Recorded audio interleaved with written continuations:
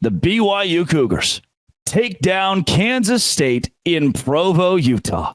And boy, was it glorious. Now, am I a Kansas State fan? Yes. Do I want Kansas State to still compete in the Big 12? Yes. Do I want more Big 12 teams at the bottom to have a fighter's chance at being relevant in this league? Also, yes. And Jake Retzlaff and company were not just good. They were dominant in this game against Kansas State. Night game, Provo, the jerseys. The win probability, according to ESPN, in the middle of the second quarter was Kansas State to win.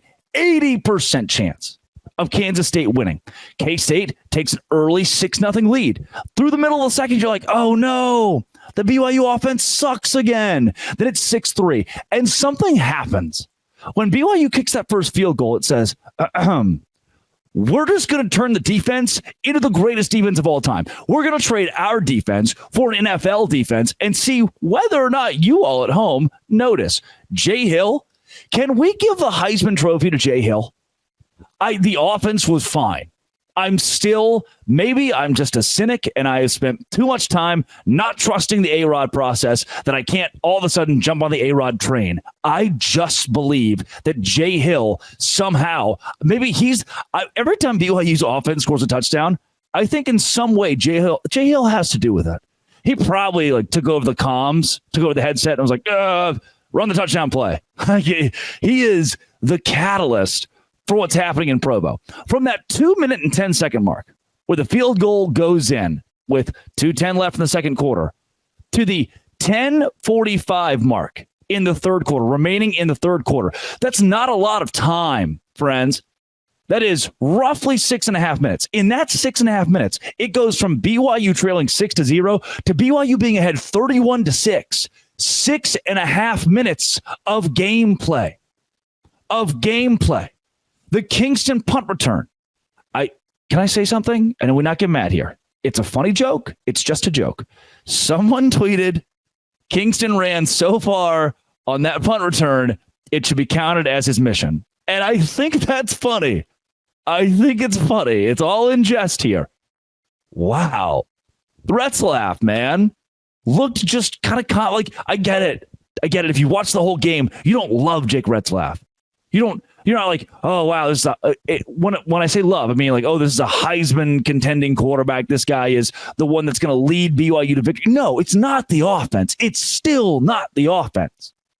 It's the defense. And Retzlaff didn't have a great week with his legs, which is, different. And Retzlaff didn't, just unload to Chase Roberts 7 times, which is, or Darius Lassiter 7 times, or Eddie or Keelan Mary. He's just Jake Retzlaff is good at football. But this defense of BYU is monstrous. Tyler Batty, maybe my favorite player in the Big 12.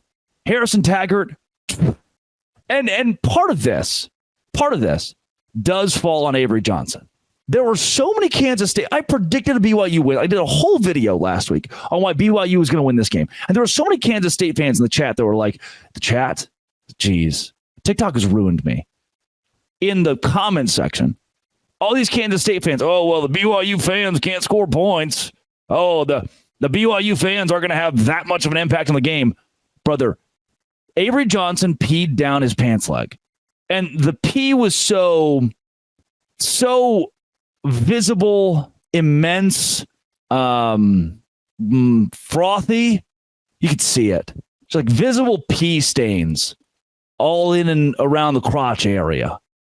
15 for 28, 130 yards, 0 touchdown passes, 2 interceptions. That's not very good. 4.8 yards per pass for Kansas State in this game. That's not very good at all. And it's credit to the BYU defense. Now, K-State was able to run the football. DJ Giddens, 19 carries for 93 yards. Avery Johnson, 11 carries for 74 yards. That's the problem. Avery Johnson's a great quarterback, except that we invented the forward pass in 1906. 43 carries, 224 yards, 5.2 yards per carry. That's not bad for Kansas State. And look, Avery Johnson, of so many of the passes he made, just the receivers just dropped them.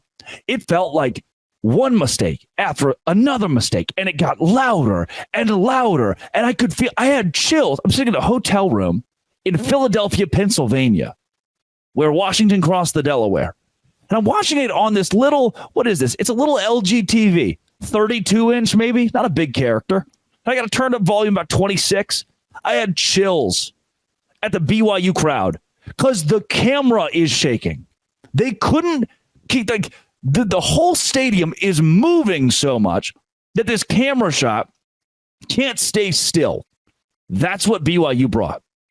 And there were Kansas State fans. They had the audacity to be like, oh, well, we've been in the Big 12 a long time and seen very many good crowds. There's nothing that BYU could do to our great Avery Johnson. Yeah, it wasn't good for Kansas State. And I do want to give credit to Avery Johnson that a lot of the times he'd be like, hey, you're open there, Mr. Receiver and or tight end guy. You, random guy who wears a number in the 80s. What do you say you catch this old football? And the Kansas State receivers just would bat it down. No, I'm too open. I don't want this one. Arr. It's like constantly. We have this quarterback who's just trying to acclimate himself. He's thrown 2 picks. The team has fumbled 3 times. They only lost one of them. But the DJ Giddens fumble was atrocious. This team needs some sort of consistency, some sort of something. Oh, fumble, return for a touchdown. Oh, punt, taken back for a touchdown. Oh, Kansas State didn't score a touchdown. 38-9. BYU beat Kansas State. Can I say something? And you not get mad? Don't get mad. Don't get mad. This isn't great for the conference. Ducks. Duck. Oh, don't throw anything. It's not great for the conference because we need that one dominant team. We need somebody. Could be Utah. Could be Utah. Somebody to step up. And not even just one. We need multiple somebodies to be a consistent power. I need 2 or 3 teams to be 10-win programs and vie for the college football playoff. So what I'm asking you, BYU, is do not allow this to be imposter syndrome. Now you've told me. You just told me. Hey, we're a really good football team, actually. Our defense is insane. Don't stop. Don't stop at 38-9.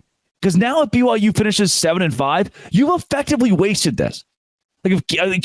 Now you, BYU, have to carry the torch of, we need to be good and represent this conference. Can you do that? You only had 14 first downs. 14. 3 for 9. 3 for 9 on third down. 241 yards. And a lot of that's because Kansas State had the ball. Because you, BYU, your defense was so good. You're like, you know what, Kansas State? You keep the ball, baby.